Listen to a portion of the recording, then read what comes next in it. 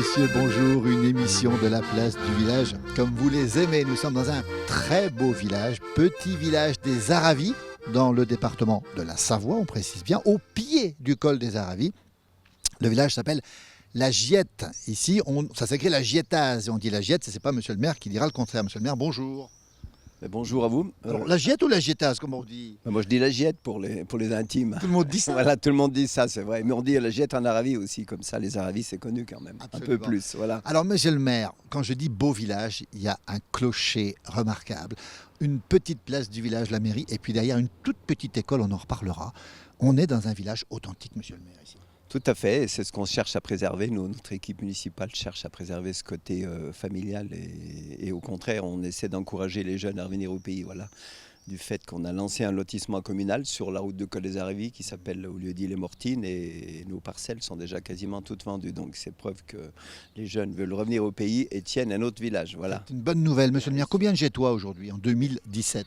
Avec les femmes enceintes, je ne sais pas combien qu'il y en a, à peu près 460, puisque cette année, on nous annonce 8 naissances, donc c'est bien. Oula. C'est que les jeunes ont envie de revenir chez nous, voilà. Village authentique, carte postale, on voit des chalets fleuris, on a encore des fermes ici. On a encore des fermes, il y a encore 14 agriculteurs recensés par la Chambre d'agriculture, donc ce qui est pas mal. Et on a de nouveaux arrivants, de jeunes qui s'installent, puisqu'ils construisent cette année leur ferme, Cécile et Cédric Chenu, Cécile Gerfaux, voilà donc, oui. C'est bien. Et puis cette fameuse route du col des Aravis, le col le plus touristique de France, peut-être l'un des plus beaux à monter. C'est une richesse d'être au pied de ce col des Aravis. C'est une richesse, mais c'est à nous maintenant de savoir l'exploiter et d'en faire profiter nos commerces et puis nos estivants surtout. Je pense que c'est à nous de le faire. Hein. Alors on va le dire, un petit village authentique, si vous recherchez la vraie montagne, la montagne carte postale, la montagne authentique, c'est ici que ça se trouve. L'été, plein de choses à faire, plein de balades à faire ici. Plein de balades avec les chamois, les bouquetins, les aigles, les vautours. Vous voyez, c'est pas la peine d'aller dans la Vanoise, on a tout ici. Pourquoi aller... Et on n'est pas dans un parc en plus. On n'est pas dans un parc en plus, c'est l'avantage. Hein. Ça c'est la couleur été. La couleur été, c'est le vert, c'est toutes les balades, il y en a énormément à faire ici.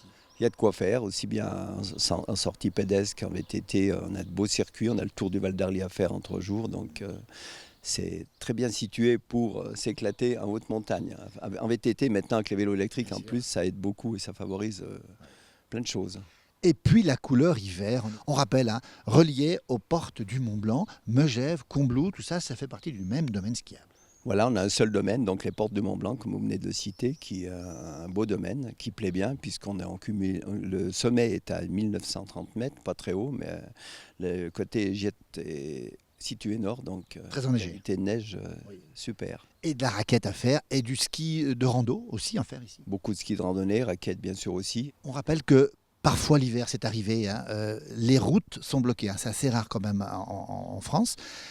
Il peut arriver que le drapeau noir soit hissé. Le drapeau noir, ça veut dire qu'on ne peut pas sortir sauf sous contrôle, c'est ça? C'est arrivé quelques fois, bien sûr, avec gros risque d'avalanche, oui. Comme vous l'avez si bien dit, drapeau noir, mais c'est pas pire qu'à Bonneval-sur-Arc. Ils sont encore plus coupés que nous, puisqu'ils sont au fond de vallée, donc il n'y a plus rien, tandis que nous, on a toujours 2 échappatoires, le col des Aravis et Flumet, voilà.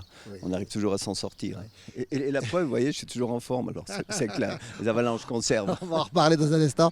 Et puis ce rocher qui est illuminé l'hiver, ça c'est extraordinaire, avec cette glace qui pend, c'est un petit peu aussi la vision depuis le village de cet énorme rocher, c'est original ça.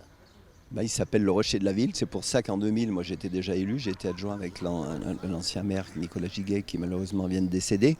On avait eu l'idée pour 2000 donc de l'éclairer, ce qui mettait en valeur notre rocher et surtout notre village quand les gens passent la nuit, voilà. Alors, monsieur le maire, on va revenir un peu sur vous. Vous êtes à la retraite, on ne dirait pas comme ça, mais vous êtes toujours, alors hyper sportif, vous faites, alors étonnez-vous bien, amis téléspectateurs, 1500 mètres de dénivelé en combien de temps? Vous avez fait ça la semaine dernière? Oh, ça m'arrive de le faire encore 1h30 quand j'ai la forme, si je n'ai pas fait la bringue la veille. Hein. À 1000 mètres, on rappelle 1000 mètres de l'heure. Hein. Le marcheur moyen, c'est 300-400, on va dire. Et vous faites de 1000 mètres à l'heure, c'est quasiment le chamois. 1h15, mais quand ça va bien, oui. Et puis j'ai fait surtout un beau périple en vélo. J'ai fait Albertville, le Mont-Saint-Michel. Hein. En combien de jours? 1200 km en 9 jours, une moyenne de 225 par jour à peu près. Alors le secret pour être en forme à la Giette, monsieur le maire, c'est quoi? Est-ce que c'est l'altitude? Est-ce que c'est l'air pur? Qu'est-ce que c'est? C'est de venir y habiter tout simplement, c'est pour ça qu'on a créé un lotissement communal, l'air est pur, il y a très peu, on n'a que des bonnes particules ici. Dernier mot, monsieur le maire, cette cour d'école, petite cour d'école avec des petites marelles, là, on ne sait pas trop ce que c'est. Vous avez été à l'école ici, monsieur le maire. J'étais à l'école ici, bien sûr, ouais. À l'école, pas trop longtemps, puisque l'institut m'a viré à 14 ans. Il faut savoir que j'ai été à l'école avec Louis Bertrand, qui était son premier poste à la GIET. Donc, hein, Le futur maire qui a de... été maire d'Ugine après. Ugine, Voilà, il a fait un mandat de maire à Ugine. Après, c'est Franck Lombard qui a pris la relève. Voilà. Alors dites-moi, l'école ici, c'est extraordinaire, cette petite cour d'école ici, école unique, classe unique, combien de... Il y a deux instituts, là. Je dis encore institut. Moi, je suis de l'ancienne école, je ne dis plus professeur. C'est fait pour les jeunes. C'est un très beau mot, instituteur aussi. Voilà. Et justement, en parlant d'école, on l'avait fait refaire quand j'étais adjoint déjà en 98. Elle a été refaite et cette année, on change toutes les menuiseries. Le souci de l'avenir à la GIET, avec combien de naissances, combien de femmes enceintes ici aujourd'hui? 8, c'est ça? J'ai appris 8, je sais pas, je les connais pas, je les connais peut-être pas toutes, mais au moins il va y avoir 8 naissances en 2017, donc ce qui est extraordinaire, c'est bien. Et le clocher qui sonne. Derrière la caméra, c'est François Genoulas. 19 juillet 2017, le temps est magnifique. Restez avec nous, la GIET, et vous verrez des choses étonnantes dans ce très beau village, juste au pied du col des Aravis. Monsieur le maire, merci beaucoup. Merci à vous, et puis vous reviendrez quand vous voulez. À très vite. Et pour vous accueillir. Merci. Au plaisir. Merci.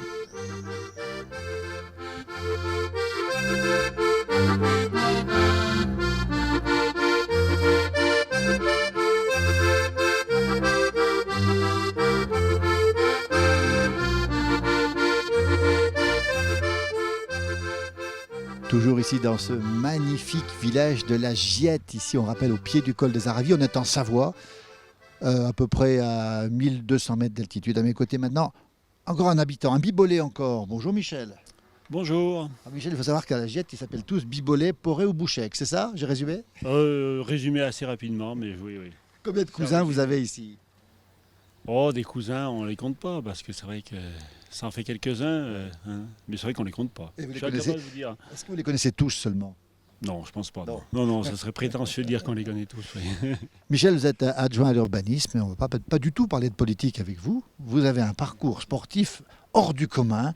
Vous avez fait 2 Tours de France en 85 et 88, ancien coureur cycliste professionnel.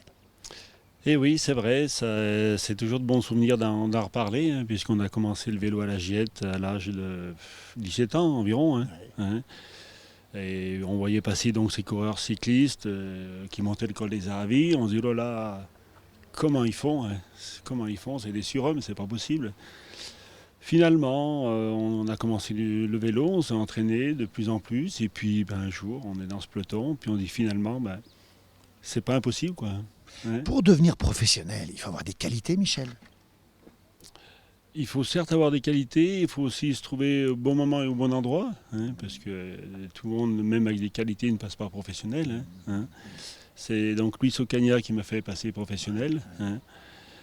Et plus exactement, un coureur qui était dans la course, pour tout vous dire, du Tour de Vaucluse.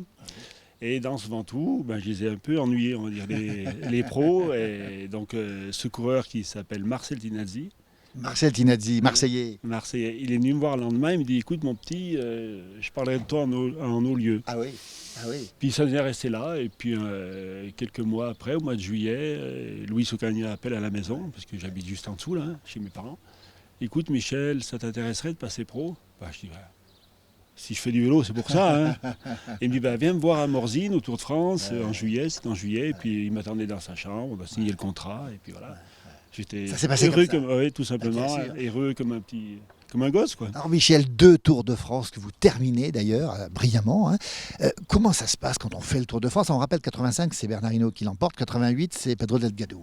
Exact. Comment ça se passe quand on fait le Tour de France? C'est de la folie, c'est 3 semaines de folie, non? Disons que c'est un peu l'inconnu, bien qu'on ait fait auparavant le Dauphiné, Paris-Nice. C'est pas des courses de 3 semaines. 3 semaines, c'est plus la même course. Puis pas le même succès populaire non plus. Oui, aussi le monde. Je me souviens de la première étape du Tour de France en 85, jamais j'avais roulé aussi vite en vélo. Quoi. J'ai dit, mais c'est pas possible. Ça motive quand même, ça motive. Ah oui, ça motive. Encore un souvenir qui me revient, c'est l'arrivée à l'Alpe d'Huez. J'ai eu la chance, pas d'arriver dans les premiers, j'étais 35e environ, mais j'étais tout seul.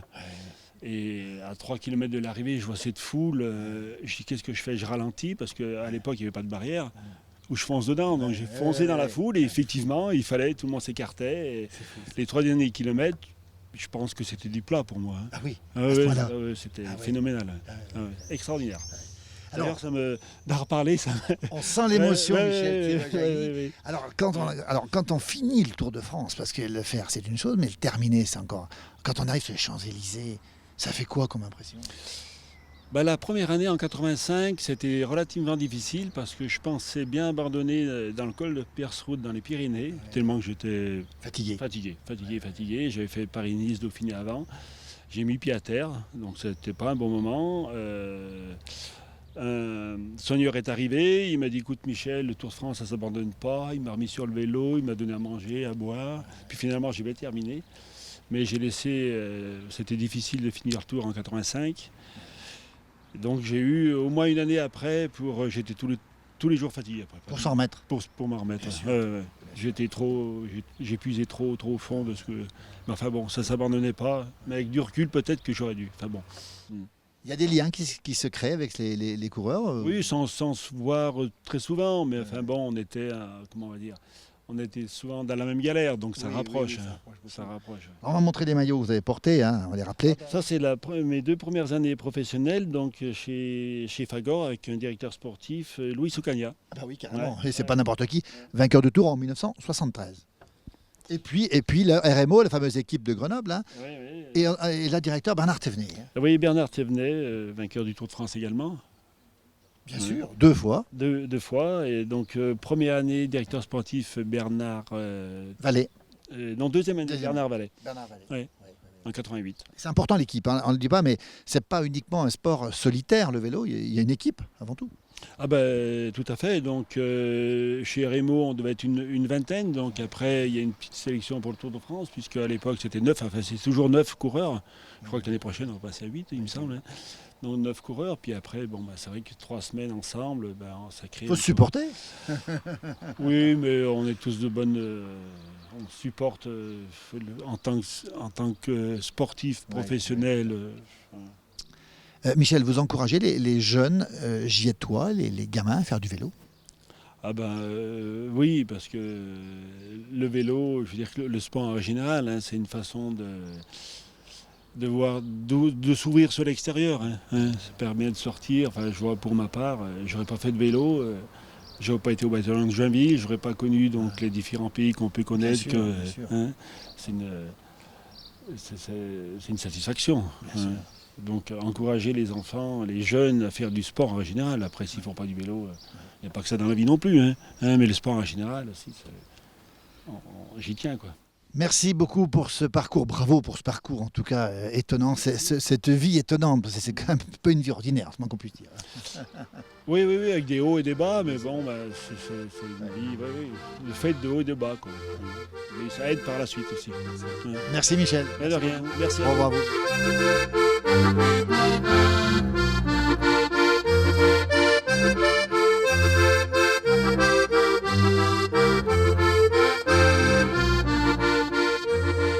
On est toujours à la Giette, ce très beau village sur le col, à pente, les pentes du col des Aravis, avec des rencontres étonnantes, avec une rencontre étonnante, à mes côtés Daniel Danglars. Bonjour Daniel. Bonjour Philippe. Alors Daniel, vous êtes connu à la Giette, pas forcément pour y être né, vous n'êtes pas natif de la Giette. Non, je ne suis pas natif de la Giette, je suis un monchu, comme dirait Jean-Michel Mattei. Non, je suis parisien, je suis né dans le 17e, mais ça se soigne. La preuve, je suis là et je suis en bonne santé. Voilà. Et tellement bien là que vous êtes repiqué, intégré. Aujourd'hui, vous êtes adjoint, entre autres, aux finances, c'est ça, hein? Voilà, finance et tourisme. Oui. Et oui, je suis une pièce rapportée, comme on dit, puisque j'ai épousé Rachel, qui est savoyarde, qui est giettoise d'origine, la fille de Bernard et Claudette. Et oui, j'ai été élu premier adjoint aux finances et au tourisme. Daniel, dans les années 70, je ne me trompe pas, Oui, c'est ça. ça ne nous rajeunit pas tout ça, vous avez été extrêmement connu, votre groupe a été connu. Il y a un groupe qui a vendu 6 millions de disques, c'était les Poppies. Rappelez-vous les Poppies. Des chansons pop qui tournent dans l'air. Des chansons pop,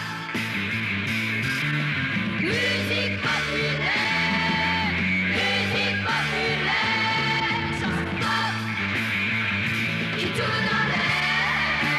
Voilà, cet air, ça vous dit quelque chose. Daniel Danglars, vous êtes un ancien petit chanteur d'Asnières, c'est ça, et donc devenu un poppies. Ouais, c'est surtout la chorale des petits chanteurs d'Asnières, c'est ce dont les Giettois se souviennent, parce que la chorale des chanteurs d'Asnières est venue à la Giette la première fois en 64 ou 65. Hein, donc ça, D'où le lien avec la Giette. voilà, ça remonte à loin. Les poppies, c'est, je dirais, une petite péripétie commerciale qui a duré quelques années dans la vie de cette chorale, voilà, qui était sympathique sur une idée de M. Barclay et de M. Bernheim. Mais voilà, donc après, la vie continue de la chorale, heureusement. D'ailleurs, ils étaient en tournée cet été un peu partout dans l'ouest de la France. Daniel, vous êtes tout gamin, vous avez 10-12 ans, et vous chantez. Alors, non, rien n'a changé.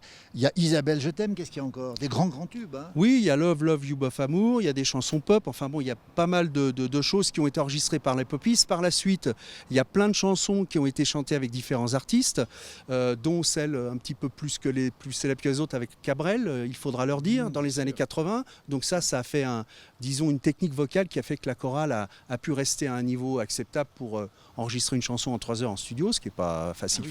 Voilà, donc la chorale a continué à vivre après. Et depuis 2 ans, Monsieur Keffer, Olivier Keffer, a redonné vie aux poppies en les appelant les New Poppies et en reprenant sur des arrangements de Julien Schultes des anciens tubes des poppies ainsi que des créations.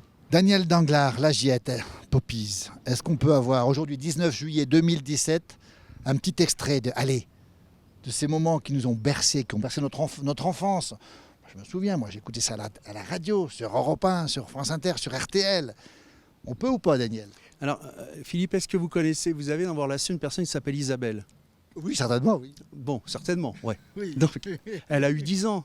Oui. Bon, alors dans les années 70, il y avait une chanson qu'on aimait bien qui faisait « Elle avait 10 ans, elle était belle, elle souriait.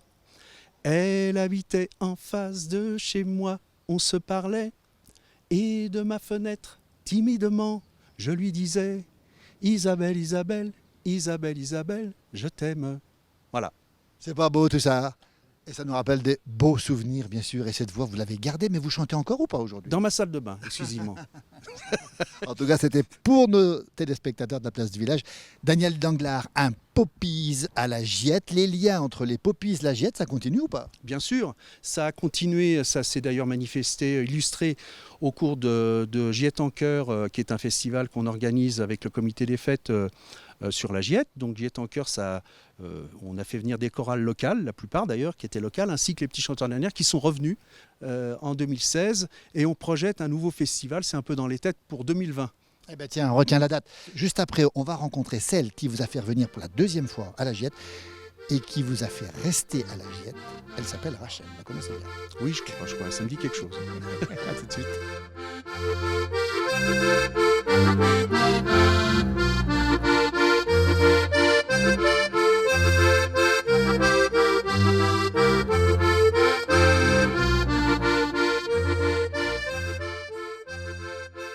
Allez, on retrouve maintenant Rachel, l'épouse de Daniel. Bonjour Rachel. Bonjour Philippe. Votre fille Emma, bonjour Emma. Bonjour. Emma qui a une tenue locale, on va le dire. Rachel, vous êtes une véritable giettoise. Oui, tout à fait. Vous ouais. avez grandi ici. J'ai grandi ici. Oui, ça fait je suis allée 4 ans à Paris et donc je suis revenue parce que la Giette un jour, la Giette toujours. La Giette un jour, la Giette toujours. Rachel, qu'est-ce qui vous plaît à la Giette? Bah tout.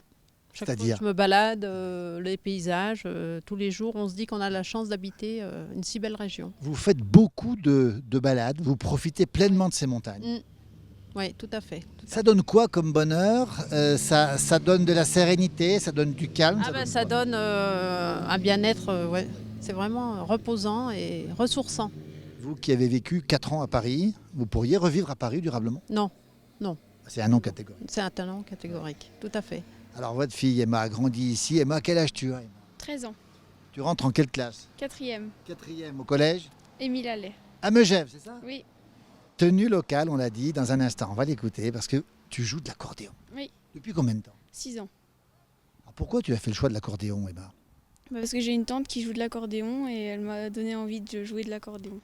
Allez, on va vous écouter. Un mot quand même sur Rachel, des projets ici. Vous avez un projet. Oui. Moi, j'ai une passion depuis toute petite qui est la cuisine, le domaine culinaire. Et donc, j'ai un projet d'aménager le rez-de-chaussée de mon chalet pour en faire un labo culinaire et une petite surface de vente pour promouvoir les produits du terroir et faire cuisiner avec des produits frais et des produits locaux qu'on trouve en Savoie-Mont-Blanc, que ce soit la Savoie ou la Haute-Savoie. On a des super producteurs. Il faut absolument valoriser tous ces produits qui sont vraiment... Voilà le bonheur justement. Et dans l'assiette, comme on dit souvent ici, avec tout ce qu'on a autour de nous. Mm. On vous remercie, bon vent à votre projet. Et puis on va écouter Emma. Puis juste après, on retrouvera un personnage de la Giette que vous connaissez qui s'appelle Alphonse Poré. Ça vous dit quelque chose? Oui, c'est Alphonse, bien sûr. Oui, On le connaît ici. Oui, On n'en dit pas Tout le plus. monde se connaît Tout ici le à monde la se connaît Gietaz. ici. Merci Emma. Merci Emma, merci Rachel. Bon vent. Merci Et puis on beaucoup. l'écoute tout de suite. On écoute déjà tes notes de musique.